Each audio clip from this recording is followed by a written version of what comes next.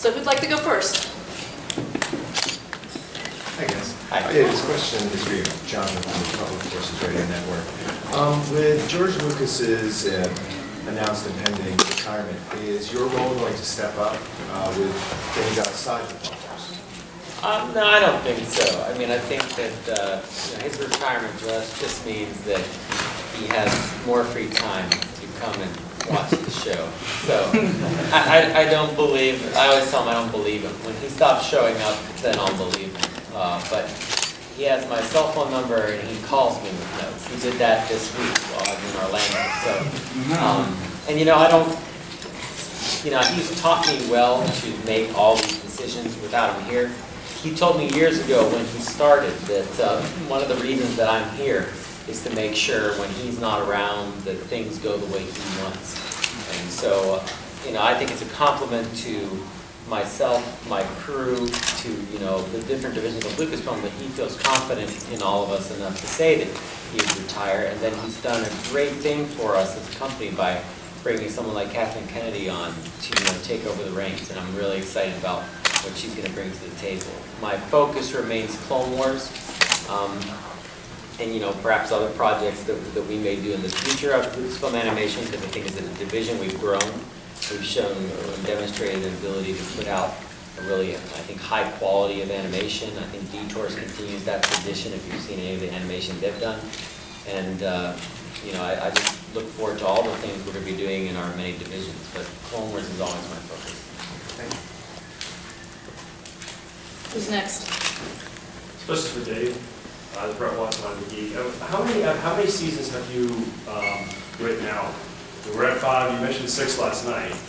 We're definitely going to see a 7, 8, 9, 10. I've always said, we'll be making these episodes as long as people are watching them because of the demands of our production schedule to deliver this high quality product. We work very far in advance. We have all of season 5 finished, and of course we have been actually working on the scripts and designs that will be delivered for a season 6. I hate to say it, it's some fantastic stuff, some amazing stuff. Will you see it, that's up to the people above me in the business world. So, I hope so, but we go season to season. Cartoon Network's been a great partner for us. I've always been excited by their support and everything they've done for the show. So, right now I'll just focus on season 5, and if you've seen the trailer, the exciting things you're going to see this year. Well, why the change on the schedule? Why the change from 9 o'clock on Fridays? They've actually moved their entire action block to Saturday mornings, and so we go with that. And I don't know. I mean, we might find an even bigger audience on Saturday mornings. I mean, I can remember as a kid being ecstatic about Saturday mornings. I used to get up to see Dungeons and Dragons. That was like my favorite Saturday morning. So there was no way I was missing that show. So if that's what we become, I think that's great for the people that, go out Friday night and can't get up early Saturday morning, so to speak. I'm sure they're going to be DVRing the show. So it'll be interesting to see how the audience responds to it. You made mention last night during the thing about it's better on the big screen. Are we going to have a second Clone Wars movie? I really can't say. I think That didn't mean anything. These two. My whole thing is I think that it's great when the fans demand stuff. I think when you guys bring it up, I think that always helps motivate things. And Why are we blushing? I'm just curious. that's Yes, these I promise that, Ben, absolutely. These two over here, you're doing it again. 7 years, Padawan. 7 years. But, we focus, Joel and I, on making the quality of the show as cinematic as possible. We shoot at 235. It's ready to be projected, as you saw last night, anytime. And the stories are written as such as well. So I'm happy with it where it is. On TV, I'm very proud that we bring that level of quality to TV each week. But, we are a film company, Lucasfilm, and we always plan on delivering that type of quality to you guys wherever it is. Thank you. Jonathan? Hi guys, we've recently had a fan poll in Insider for the best episodes of the season, the last season of Clone Wars. and it's not going to be published till October the 23rd, but I'm going to tell you that the best episode, according to the fans, was Revenge. Why do you think that one resonated with our viewers? I've answered everything up to now. Your guess is as good as mine. I mean, in terms of Darth Maul, the guy's got the Boba Fett factor going on, you know? He looks cool, and there was an attitude that was established in that movie. So I think our job was just to, I mean, you can't do the same thing. You can't bring the character back and have it be exactly what it was, you know? So we actually had to sit around and talk about, well, if there could be two Sith, you don't just pick a guy who's good at sword fighting. He's got to be good at pretty much everything. If you're going to pick another, you know, an apprentice and actually spend years training him, he's got to be really smart. And he's got to be someone who could eventually take over the mantle of master. And so, but aside from all of, it was always our aspiration to go there, which you will see in this season. You'll start discovering new elements of this character. But the big thing for Revenge and for Brothers was to just describe the cost of what had happened to him, not just physically but mentally. And then also just to show you the unadulterated dark side of the Force, you know, like this is what it is. It isn't just cool leather suits and red lightsabers, it's madness and it's despair and it's pain. You know, that's sort of where we went with it. So he'll get funnier as he goes on. Funnier. He becomes hilarious, and then they just poured him over to detours. Careful. All right, Lucas?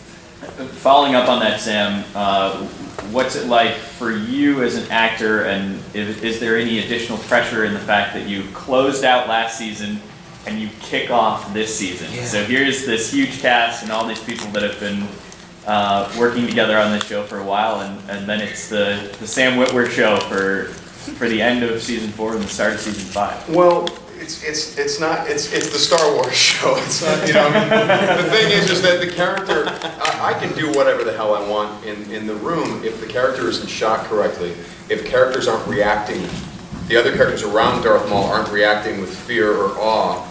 I mean, if all these things don't line up, you know, if he isn't lit correctly, it doesn't quite work, you know? So when they shoot him from certain angles that make him look scary, when everyone's afraid of him, when everyone's talking about him when he's not on screen, well then my job is very easy. Then I just get to be quiet and quietly confident, you know. So that's really the trick. You don't like Sam. He's a big nerd. He fits right in with, you know, this group over here. Look at his two. Yeah. Hey, by the way, and I want to bring this up. You saw the episode, the new one, the season 5 opener. I didn't know that the pirate captain was this guy. I had no idea. Not Hondo, but the one Jiro. Yeah, Jiro. Jiro? Yeah, add that to my list. That I'll be signing him next year. we were talking like, It's on the G or a J? but you have to, whatever you say, you have to say it with confidence. Right? It's Jiro. Yeah. It's Jiro. Jiro.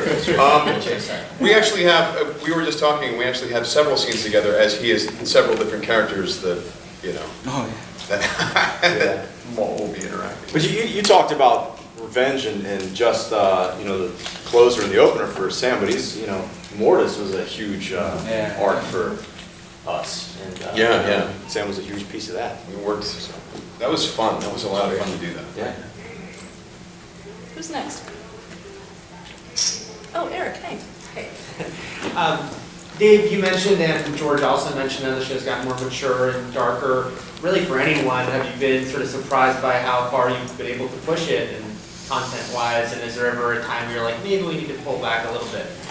Oh yeah, I mean there's stuff that we shoot that does not make it into the show at all. You know, I can give you an example, but it's so intense. But you know, there's a level that I say, okay, that you know, that's kind of enough. I try not to do stuff that goes beyond what you see in the movies. I mean, I fully realize that a lot of kids have not seen Revenge of the Sith, and nor would you expect them to. It's a very intense movie. So that clearly illustrates my problem, is that I've got Attack of the Clones on one side, which is kind of a beginning of a downfall, and then I've got Revenge of the Sith, where it's a complete downfall of the good guys. So I can't, in the middle of all that, make this narrative that's like, yeah, but everything was bunny rabbits and kittens right up until the end, you know. you don't like cats anyway, but, you know, so it's a hard place to be. What I really took away from the screening last night, though, was that when Obi-Wan rose up with his 2 lightsabers and defeated Maul and Oppressed, the place went nuts. I think that's a very powerful thing. I think it means that we've effectively made the villains very powerful, very dangerous, and that people are always hungry for your heroes to overcome it.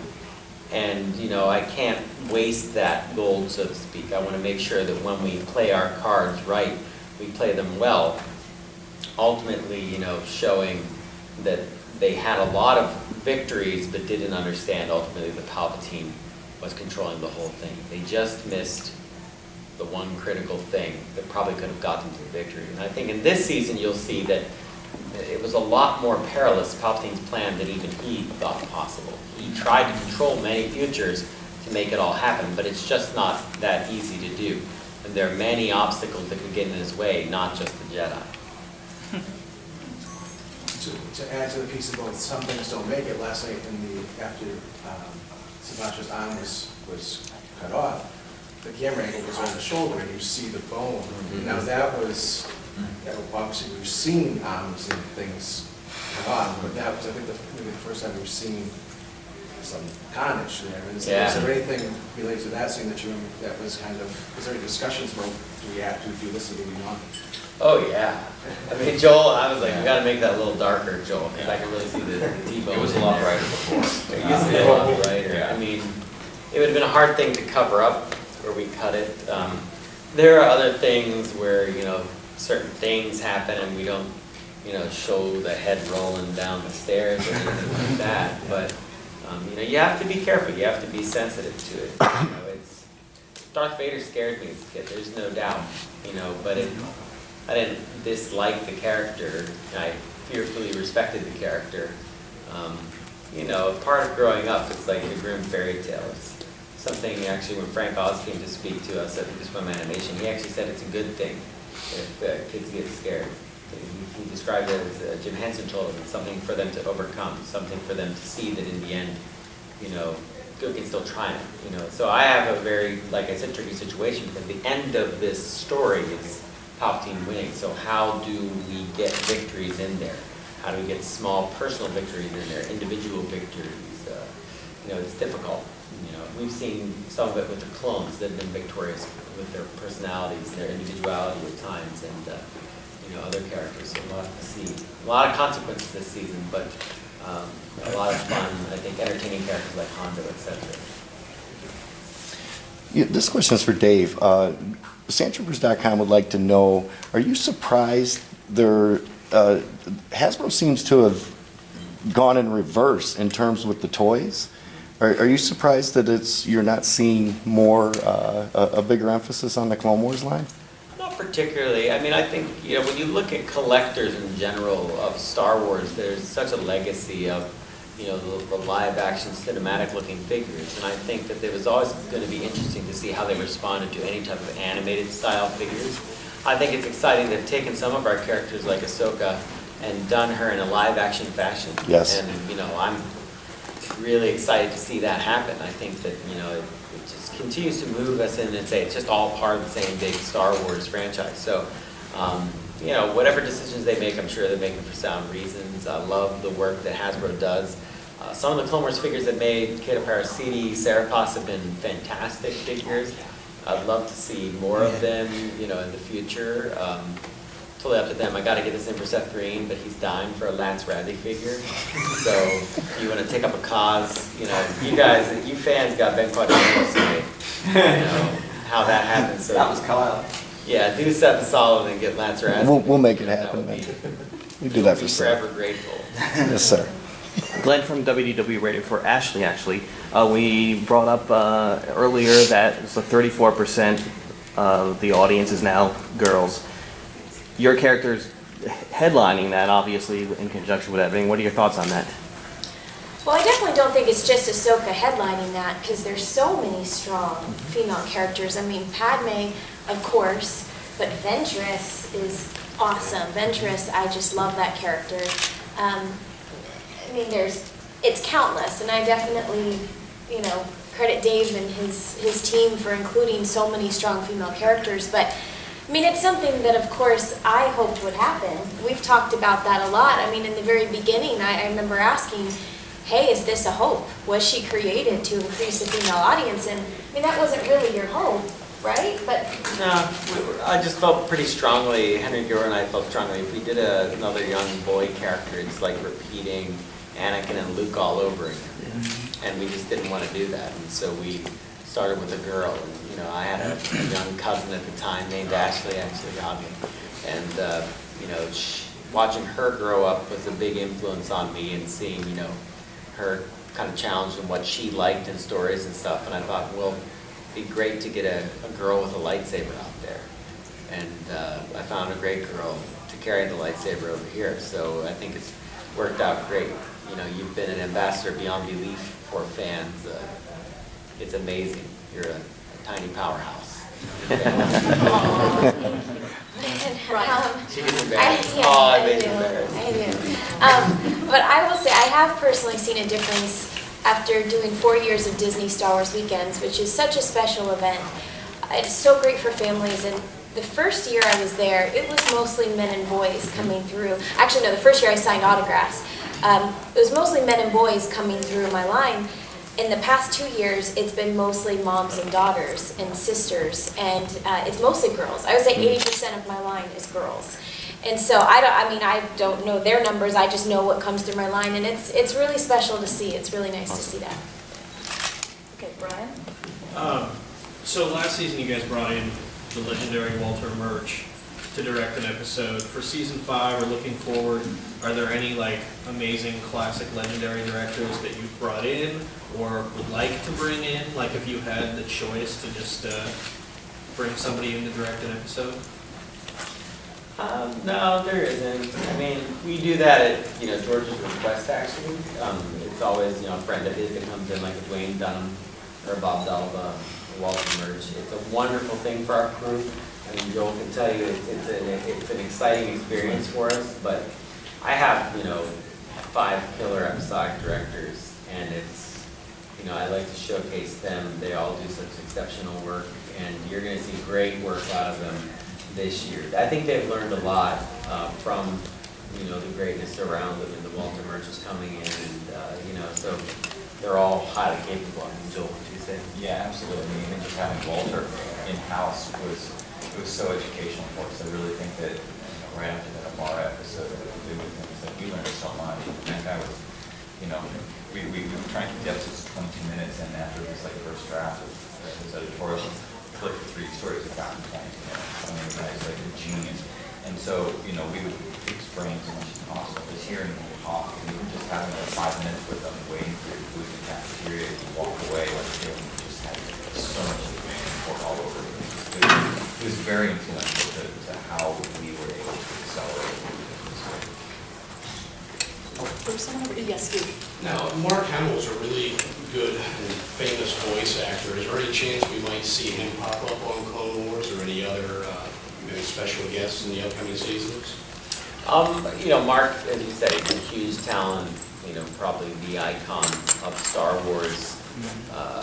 I wouldn't ask Mark to do anything on the show until I had something that's really awesome and unique. It has to be really special. There have been times when I thought, well, maybe this could be it, but then I thought, no, it's just not going to have the impact. So, you know, I want to be able to cast Mark in a way that's meaningful to him to come in and perform the role for him. So I've had some near misses where I thought maybe this is it, and then I backed off of it. It's on my mind. It's on my list of things to do.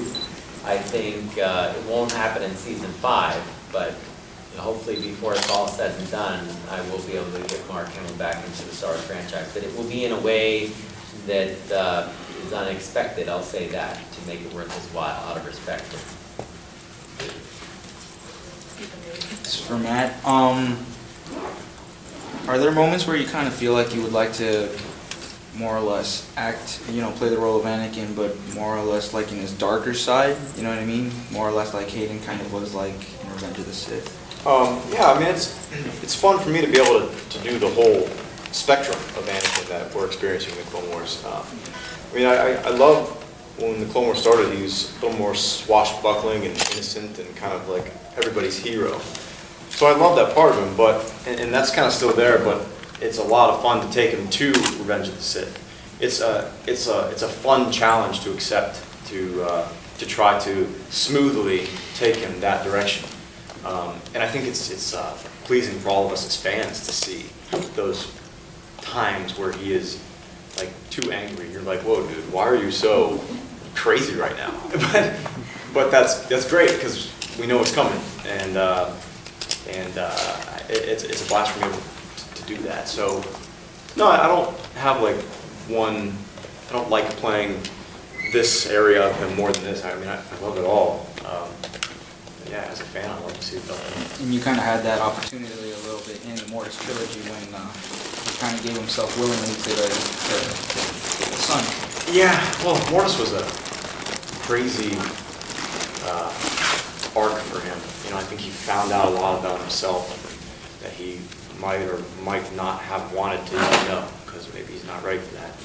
Right. But yeah, it was that was an amazing arc for me to play. Thank you. How will the 22 episodes of season 5 pan out in terms of storytelling? Will we see them as different arcs as we have previously, and will the story be linear? Can you just explain how?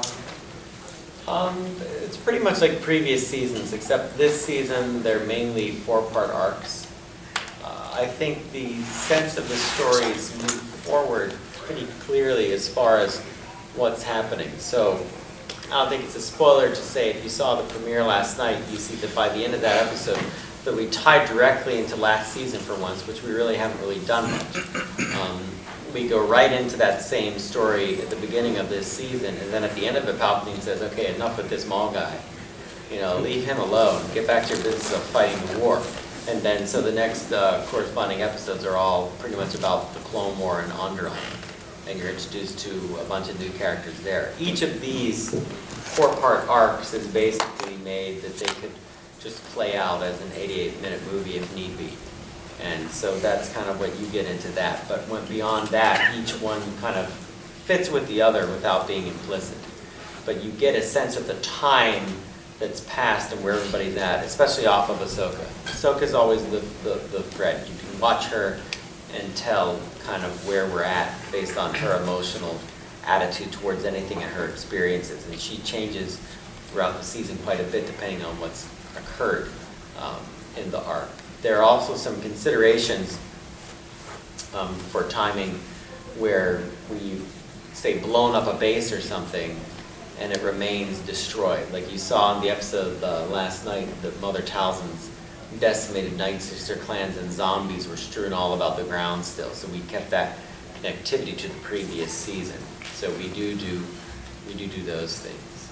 So will we see more of Ahsoka throughout season 5? Because obviously, you know, we've had 3 episodes where we haven't seen her at all.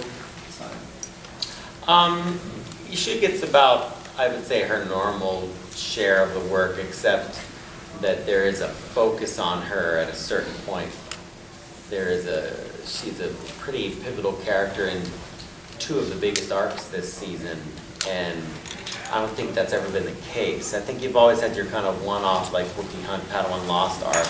It's all about you, but this would be more like 4 parts, and 4 parts later, and, so we'll see how that all pans out for you.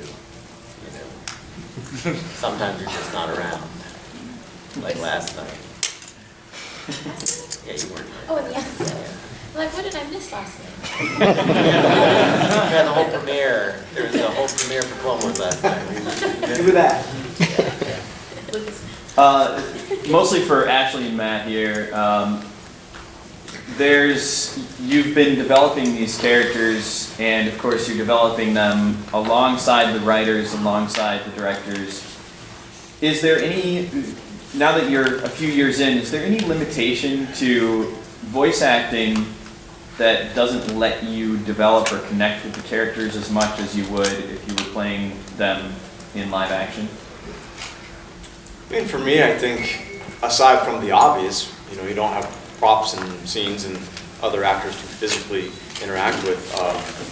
there's not a whole lot of difference, because I think that some of this stuff is beautifully written. I think that some of the character interactions and development by themselves and as a team are, top notch.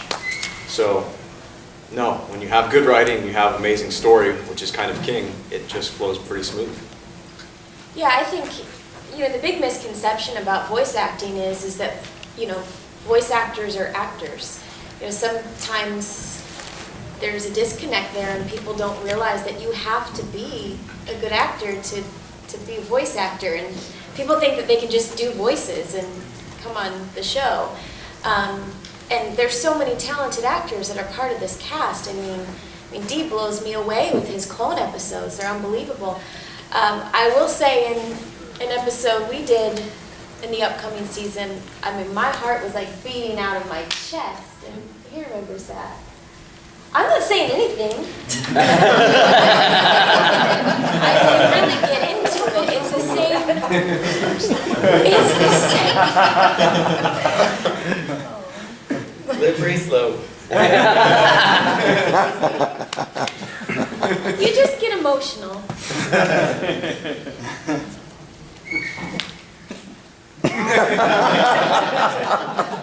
I'd like to say that with just the limited characters that I've done on this show, I don't know if you guys appreciate the pressure that these two actors are under when it comes to fan expectation. And it's Star Wars, right? So we have Anakin Skywalker and his apprentice.